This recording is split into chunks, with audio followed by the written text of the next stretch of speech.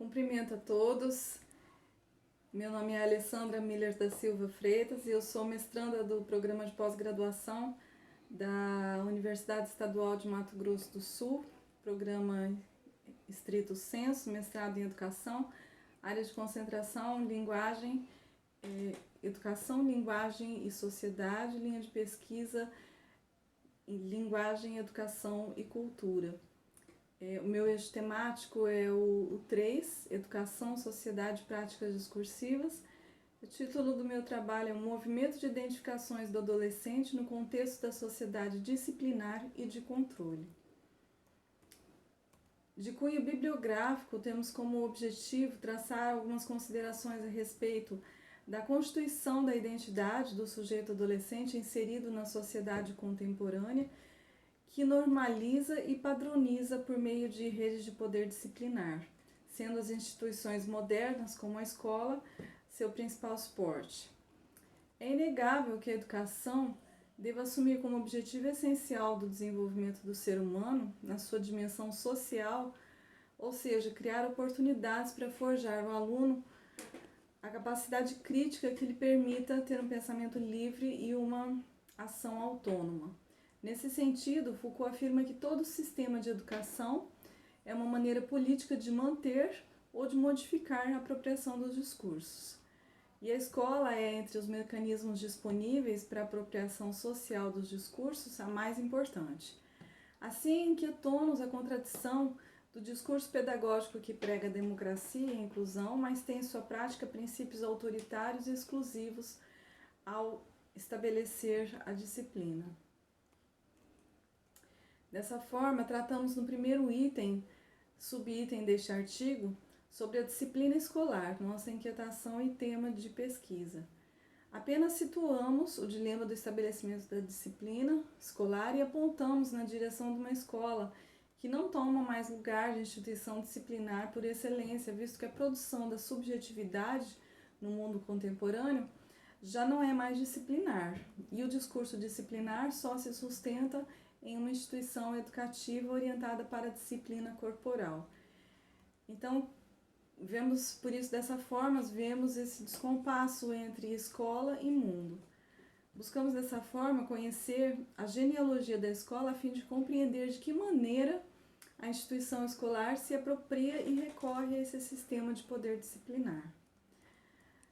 Neste segundo subitem, discorremos sobre o poder disciplinar e de que maneira a instituição escolar se apropria desse sistema no intuito de se estabelecer e manter a ordem, tanto na escola como na sociedade. Nos amparamos primeiramente na noção de disciplinarização à luz das análises do filósofo Michel Foucault, para quem a disciplina se constitui como uma técnica específica de um poder disciplinar que tem como função maior adestrar corpos para retirar e se apropriar mais e melhor. Em sua obra Vigiar e Punir, Foucault descreveu vários processos de disciplinarização dos corpos em diferentes instituições, como colégios, fábricas, oficinas, quartéis, conventos, colégios.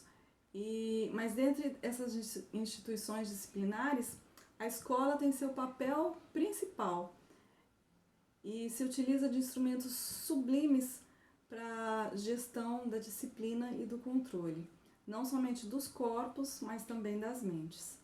Funcionam nesse intuito os discursos como de inclusão, autonomia,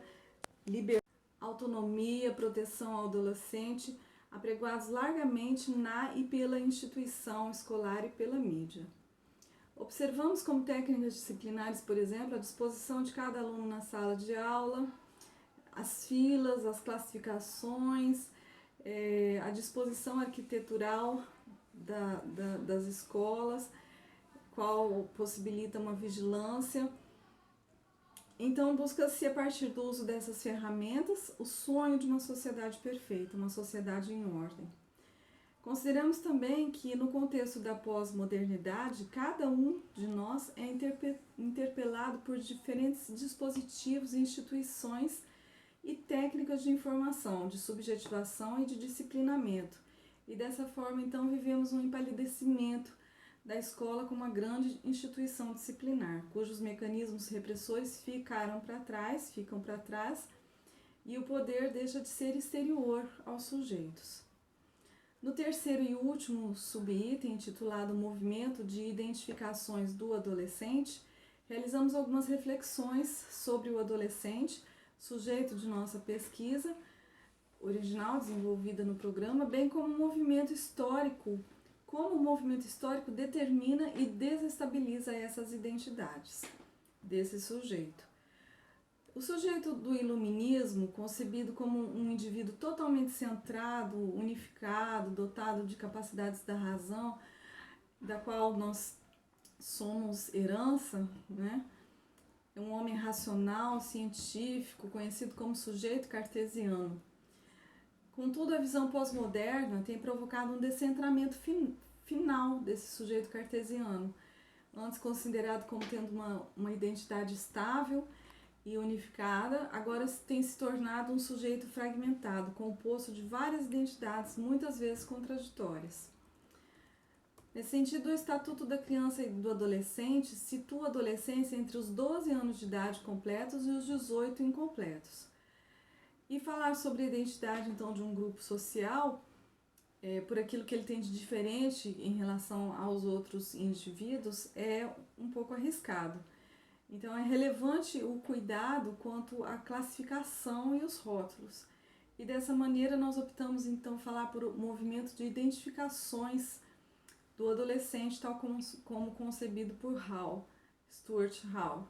Segundo o autor, a noção de identidade nos traz a ideia de um sujeito totalizante e homogêneo, que não leva em conta a multiplicidade de discursos e de dizeres que o constituem.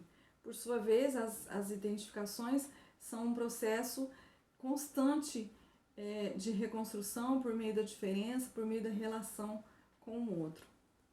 Apesar do conceito de adolescência ter surgido no início desse século, que do latim ad, que é para, e mais adolescer, que é crescer, então crescer para, apesar desse conceito ter surgido no início desse século, a questão do jovem como problema existe há muito tempo e acompanha toda a evolução da civilização ocidental. Becker nos conta isso. Do ponto de vista do mundo adulto, o adolescente é um ser em desenvolvimento e em conflito. E este também foi o discurso científico a respeito da adolescência. Essas teorias, segundo Becker, defendem a preservação do sistema, do qual eles próprios, detentores do discurso científico, se originam como parte dos mecanismos de perpetuação e controle desse sistema, a sociedade capitalista. As teorias sobre a adolescência, de um modo geral, qualificam-no como uma fase intermediária da vida, o qual o jovem se prepara para ser adulto, uma época de ajustes ali em todas as áreas da sua vida e de luta pela emancipação dos pais, o que implica uma redefinição de si mesmo. O aluno adolescente, então, é cada vez mais o resultado das suas próprias capacidades e aptidões no mundo contemporâneo, o que supõe a ideia de um sujeito autônomo, livre em suas escolhas, sujeito de direito e de deveres. Contudo, uma forma de assujeitamento mais abstrata e característica do formalismo jurídico, como ressalta Orlandi. Instaura-se desse modo, então, a contradição entre o sujeito livre e submisso, um sujeito que não é totalmente livre nem tampouco assujeitado.